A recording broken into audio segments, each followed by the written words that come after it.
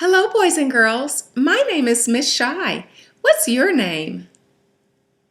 Well, hello there. I am so happy you could join me today. Today we're going to read a very exciting story, and it's called She Persisted. And it's written by Chelsea Clinton, and it's illustrated by Alexandra Boyger. And you can see up here that I borrowed this copy of this book from my local library. It's one of my favorite places. Do you know what the word persistent means? Persistent means she never gave up and she kept on trying. So we're going to read this book about women who never gave up. Sometimes being a girl isn't easy. At some point, someone probably will tell you no, will tell you to be quiet, and may even tell you your dreams are impossible. Don't listen to them. These 13 American women certainly did not take no for an answer. They persisted. Harriet Tubman was born a slave, and her story could have ended there. Instead, she persisted, escaping from slavery and becoming the most famous conductor on the Underground Railroad. She risked her life many times to lead countless slaves to freedom, including her family, friends, and strangers. Every person she led to freedom arrived safely. I should fight for my liberty as long as my strength lasts.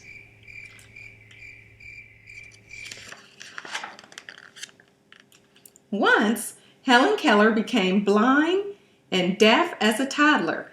Few people thought she'd be able to learn to read, write, or speak. But she persisted.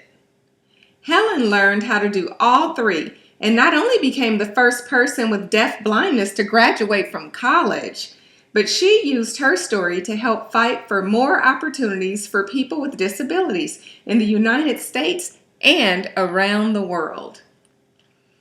One can never consent to creep when one feels an impulse to soar.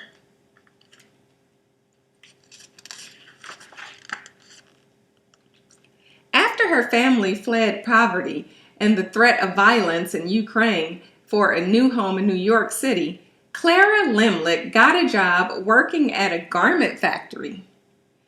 She wrote that the factory's conditions made women into machines, and so she persisted, organizing picket lines and strikes that ultimately helped win better pay, shorter hours, and safer working conditions for workers, both women and men. I am one of those who suffers from the abuses described here, and I move that we go on a general strike.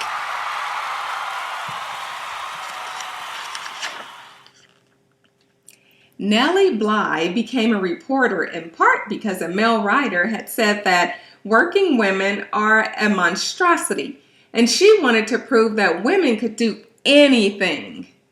At times, putting her safety at risk, she persisted. Throughout her career in exposing real monstrosities, pretending to be a sweatshop worker and a patient in a mental hospital to show how badly people were being treated. I have never written a word that did not come from my heart. I never shall.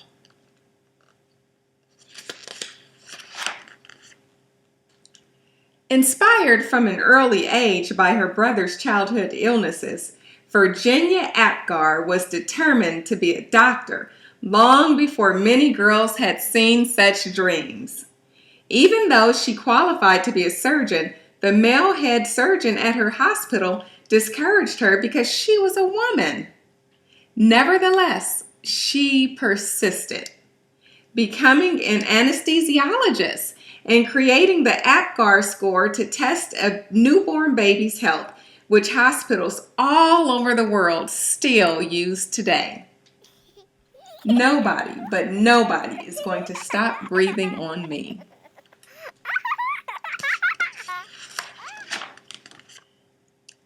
After Maria Tallchief's family moved to California, partly to support Maria's dreams of becoming a dancer, She was teased by students in school for her Native American heritage and later was encouraged to change her last name to something that sounded Russian, since many professional dancers at that time were from Russia.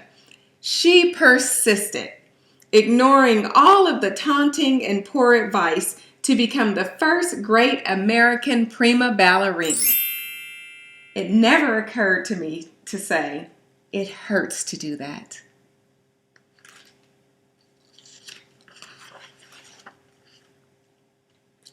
As a 15-year-old riding a bus home from school in Montgomery, Alabama, Claudette Colvin was expected to give up her seat to a white woman just because she was African American.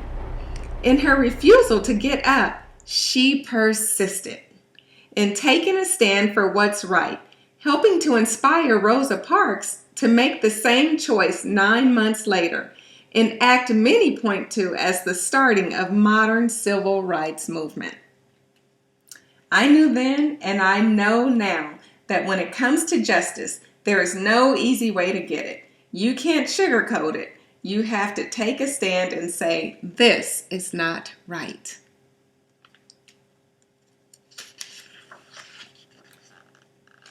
When Ruby Bridges was in kindergarten, many schools across America, particularly in the South, still refused African American students their equal right to education.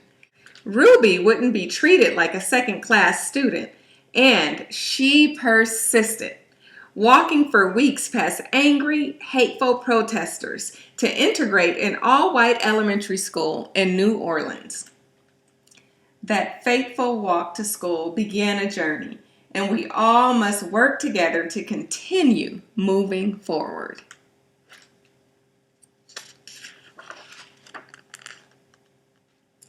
As the first woman to serve as both a U.S. representative and a U.S. senator, Margaret Chase Smith could have let that fact alone be her legacy. Instead, she persisted in championing women's rights and more opportunities for women in the military, standing up for free speech and supporting space exploration. The head of NASA once noted that we wouldn't have put a man on the moon without Margaret. The right way is not always the popular and easy way. Standing for right when it is unpopular is a true test of moral character.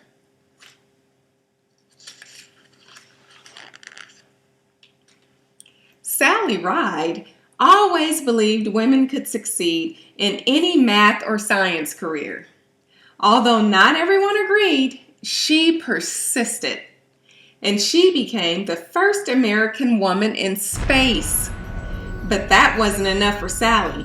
She traveled into space once more and then created science and engineering programs specifically for girls so she could help generations of young women achieve their dreams too, both on Earth and in outer space. Young girls need to see role models in whatever career they may choose, just so they can picture themselves doing those jobs someday. You can't be what you can't see.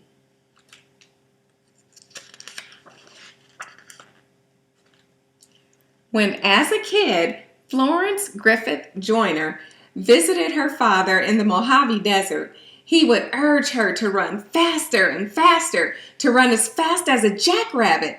Even when she had to leave college to help support the family, she persisted in her training on the track, then went back to school and got faster and faster. Her unbroken world record in the 100-meter and 200-meter sprints set at the 1988 Summer Olympics means she is still the fastest woman ever.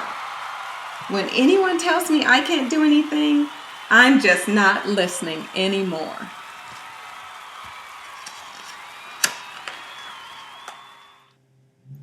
Oprah Winfrey's grandmother expected Oprah to follow in her footsteps and become a maid. Oprah knew, even as a little girl, that her dreams would take her somewhere else. She persisted in turning those dreams into her reality and became a media superstar. working in movies, books, magazines, theater, and most of all, television, where Oprah Winfrey Show remains the highest rated talk show of all times. The biggest adventure you can ever take is to live the life of your dreams.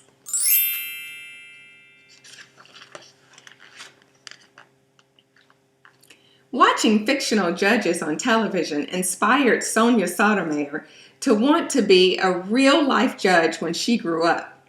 She knew she'd have to speak English as well as she spoke Spanish, study hard in school, and manage her diabetes before she could one day wear a judge's robe with a gavel in hand. She persisted, eventually becoming a Supreme Court justice and the first ever Latina to sit on America's highest court.